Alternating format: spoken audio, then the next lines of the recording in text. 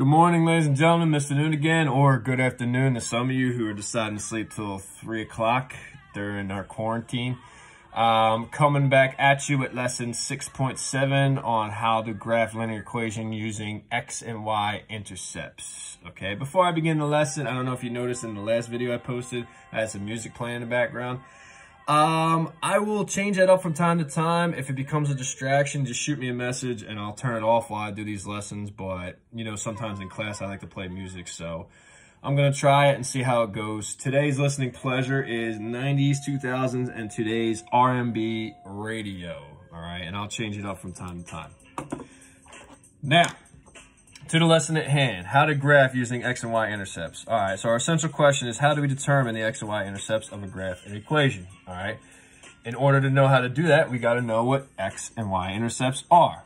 Okay, x-intercept, the definition is the x-coordinate where a graph crosses the x-axis. Now, you got this little graphic over here you can see. The x-intercept is where the line crosses the x-axis and where y is equal to 0. All right, that's an important fact right there because that's going to come into play later when you're solving these algebraically. All right, conversely, the y-intercept is the y-coordinate where a graph crosses the y-axis. Okay, so in this example, you got the point 0, b. B is your y-intercept, okay? And the x-coordinate for the y-intercept is 0, okay? So let me recap for a second, all right? The x-intercept is where y is equal to 0. The y-intercept is where x is equal to 0. So it kind of works backwards. But if you think about it on a graph, you look at the y-intercept, it's where all the values of x actually come to 0. This is where the x values start, okay? The other way around, the x-intercept over here is where y is equal to 0, because if you go down your y-axis until you get to 0, that's exactly where the x-axis is. So x-intercept, y is equal to 0, y-intercept, x is equal to 0, okay? Now, how to determine x and y intercepts on a graph is actually pretty simple. It's just where the line crosses the x-axis for the x-intercept and where the line crosses the y-axis for the y-intercept. All right, so I got these examples down here. Example A. All right, first off, let me label these. All right, you should know by now y and x-axis, but I'm just going to label them for the sake of it. Find the x and y intercepts of each graph. So you look at the graph, okay, and I want the x-intercept first. Doesn't matter where you start. We'll do the x-intercept. We're going to label this x-intercept over here. All right, it's where this line crosses the x-axis. So here's my x-axis. This is where the line crosses the x-axis. So my x-intercept is actually where x is equal to -1, okay? Now we can label this as a point, okay?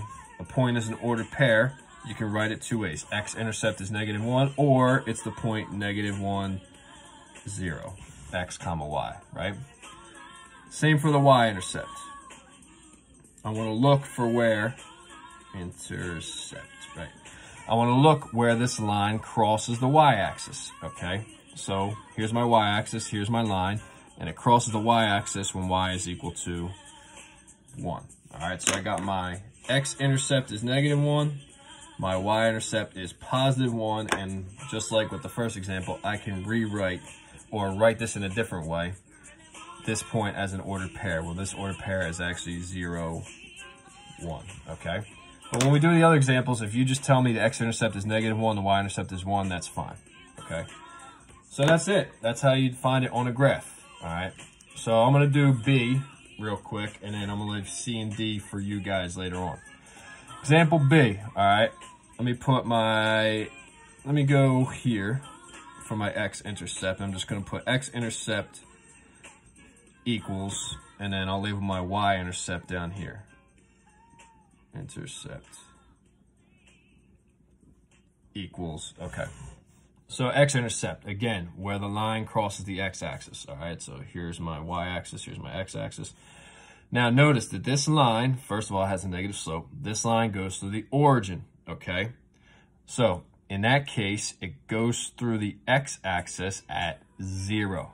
So my x-intercept is 0, and we know the origin is the point 0, 0, so it also crosses the y-axis at 0. So if you get a line that crosses through the origin right here, that means the x and the y intercepts are both going to be 0. Okay? So that's it for graphs. How to find out a graph, pretty simple. Just find out where the line crosses each axis. All right, I'll leave C and D for you guys. Now, if you go down to the bottom of the page, how to find x-intercept given an equation. This is how you solve for it algebraically. Now, let me make sure and check my camera. Is this in focus? All right, let me scroll up a little bit. All right, on your notes is the first page of the notes, lesson 6.7 that we're still in. I want to find the x-axis, or x-intercept, excuse me, given an equation. Well, it's pretty simple. Substitute 0 for y. Okay, because if we look back here up to our notes, the x-intercept is where y is equal to 0. So what do I mean by sub 0 in for y? Wherever there's a y in my equation, I plug in 0 and solve for x. So in this equation, example 3x plus 5y equals 15. This is written in standard form. So this works whether an equation is written in standard form or slope-intercept. You still do it the same way. So I'm going to plug 0 in for y. So x stays as x, because that's what I'm trying to find. And y becomes 0. Remember, when we're plugging numbers in for variables, we always put them in parentheses, okay? So I'm going to simplify this. 5 times 0 is just 0, so I'm left with 3x equals 15. And then I solve for x. In order to do that, divide both sides by 3, because 3 times x equals 15. So what number times x, or sorry, what number times 3 gives you 15? Well, that is 5. So my x-intercept when y is 0 is equal to 5. And that's how you find x-intercept algebraically. Okay? Now this works also for y-intercept. Let's go to the next page of our notes. Go down so we can see a little bit better. Same equation, 3x plus 5y equals 15. Now I want to find the y-intercept. Well, again, the y-intercept is when x is equal to 0. So I'm going to plug 0 in for x this time and solve for y. So we'll do it the other way. So x becomes 0. I put 0 in for x. Y stays as y, because that's what I'm trying to find. And it's equal to 15. Well, 3 times 0 is 0, so that's gone. I'm left with 5y equal to 15. So what number times 5 gives you 15? Well, obviously that is 3. So my y-intercept is equal to 3. And we can rewrite this as an ordered pair, 0, 3, because it's the y-intercept. Okay? So this is my answer. So that's how to find x and y intercepts, both graphically and algebraically, solving an equation, okay? Now, we're going to use this as another way to graph. Now, in previous lessons, we learned how to graph in using slope-intercept form, where you find the y-intercept and use the slope to find one other point. Here, it's very similar, except instead of doing that, you're using the x and y intercepts, all right? So in order to graph using those intercepts, we're going to find the x and y intercepts algebraically, plot those points, and then draw a straight line the entire length of the graph. All right. So let me see where I'm at with time, because I don't want this video to be too long. All right, I'm about 8 minutes and 40 seconds in, so I can probably do, let's see, next page. Let's do 3 examples, and then you guys will be good. So I'm going to jump around a little bit. So I'll start off with example A. Graph using the x and y intercepts. Well, first thing, I have to find the x and y intercepts. So first I want my x-intercept. So to find the x-intercept, we set y equal to 0. So you can organize it just like I am. All right, I got my graph on the right that I'm going to use. All right, I got my x-intercept. So I'm plugging y 0. So I got 2x minus 3 times 0 equals 12. So y is equal to 0 here. So now I solve. Anything times 0 is 0, so I'm left with 2x equals 12. So x equals 6. So my x-intercept is actually 6, okay? So I got 1 point. Let's do the y-intercept.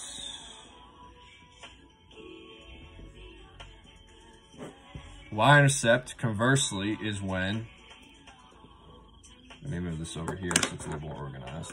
So I'll break this up. So on the top, I got my x-intercept. Now I find my y-intercept. x is equal to 0 to find the y-intercept. So I'm going to take the same equation, I'm going to plug 0 in for x this time. So 2 times 0 minus 3y equals 12, okay? Now, 2 times 0 is 0. Now, account for this negative. The negative doesn't go anywhere, so I bring it down. It's negative 3y equals 12, okay? Then I'm going to solve for y, divide both sides by negative 3. I end up with y equal to negative 4. So negative 4 is my y-intercept, okay? So now I got my x-intercept is 6. My y-intercept is negative 4. So my x-intercept, where it crosses the x-axis, let me go over to my graph now, is positive 6. So, like I said before, I got my y-axis, got my x-axis. Start at the origin, where x is equal to 6. So go over 1, 2, 3, 4, 5, 6. This is my x-intercept, right? So I took this and moved it over here. That's 1 point, okay? Recall, you only need 2 points to graph. So these are going to act as my 2 points, the x-intercept and the y-intercept. So that's my x-intercept. My y-intercept is actually negative 4. So I start at the origin again, and I'm going to go down 4 because it's negative. 1, 2, 3, 4. There we go. So there's my 2 points, all right? I can make a line between any 2 points. So I'm going to use my straight edge. Got my Eagles mouse pad again. Go right up against those points. You want to put your straight edge, and I'm getting a little bit better at drawing these lines. Put your straight edge right in the middle of those points. That way when you put your pencil through them, it goes right through those points. So I go along here. Make a nice dark line going through the points. That's a lot better. And add arrows at the end. And this is the correct way to graph the line from the equation 2x minus 3y equals 12. All right. Let's do B. All right, this is in slope-intercept form. Again, this method works whether an equation is written in standard form or slope-intercept form. Okay, so in a way, it's a little bit simpler if you know how to do it because you don't have to always convert an equation in this form to this. All right, so this is in slope-intercept form. We want to find our x-intercept first. So I'm going to put x, int stands for intercept. That way I can move this lesson along a bit. So our x-intercept is when y is equal to 0. So I'm going to take 0, plug it in for y. So 0 is equal to negative 3x plus 5. And then we find our x-intercept by solving for x. So I'm solving an equation here. What I'm going to do is I'm going to move everything around to where x is by itself. So I want to move 5 over to the other side. I use the inverse operation. I subtract 5 from both sides. 0 minus 5 is negative 5. It's going to be equal to negative 3x, okay? And then these cancel out, right? So now I want to solve for x. I'm going to divide both sides by negative 3, okay? So in this case, I'm going to get a fraction. Sometimes this does happen, okay? Now, it's not going to be exact, but if you come close to the actual value, then I'll give you full credit for it.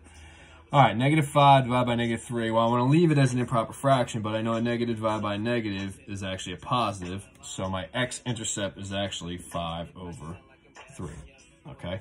Now I'm going to do the same for the y-intercept. So let me divide that up. Y-intercept is when x is equal to 0, so I'm going to do the opposite. I'm plug 0 in for this equation. Now, I'm going to do it this way, but you can actually already see, this is already in slope-intercept form. So I know my y-intercept, my b, is already 5, okay? Because b is the y-intercept. But let's just plug 0 in anyway and see if we get the same thing. So I'm going to plug it into my equation. Negative 3 times 0 plus 5, all right? Well, any number times 0 is 0, so I'm just left with y equal to 5. So my y-intercept is 5. So either way, if you identify that, you eliminated a step. So I got my x-intercept is 5/3. My y-intercept is 5. I'm going to use these 2 points, draw a line, and that's going to be my graph. So 5/3. Anytime you get a problem like this, more than likely you're not going to get a fraction for an answer when you're doing these types of problems. But if that happens, okay, you do use your best estimate. 5/3 as a mixed number is 1 2/3. So when you graph your x-intercept over here, you want to go 1 over and then 2/3 of the way through that block, okay? 5/3 is equal to 1 2/3, right? So I'm gonna go 1 block over and then kind of like 2/3 over. So it's gonna be between blocks 1 and 2 on the x-axis, right around here. If you come close enough, I'm gonna give you full credit, okay? Now, I got my y-intercept, much easier to graph, is +5. So I start at the origin again, go up my y-axis, 1, 2, 3, 4, 5, make another point, all right? And once I got my 2 points, I take my straight edge and I connect those 2 points. Now, anytime that you're graphing, you wanna make sure your line is straight, using a straight edge. You know, I like the Eagles mouse pad, but it's a little flimsy, so I think I'm gonna have to actually get a ruler next time. I think I just wanna throw Eagles in your guys' face. Hopefully we get to watch football this fall. We'll keep our fingers crossed. All right, so there's my line. I add my arrows at the end, and that is the correct way to graph the equation y equals -3x plus 5, all right? Your practice is going to be the remaining examples from this lesson, all right? Like I said in a previous video, watch this video as many times as you need. You can pause, rewind, skip, go to the important parts. If you find a part is very easy for you and you just want to get to the more difficult stuff, you could skip over the other stuff and just go to the part that you need the most, okay? That's the benefit of these videos. All right, guys, you guys can practice. I'll talk to you soon.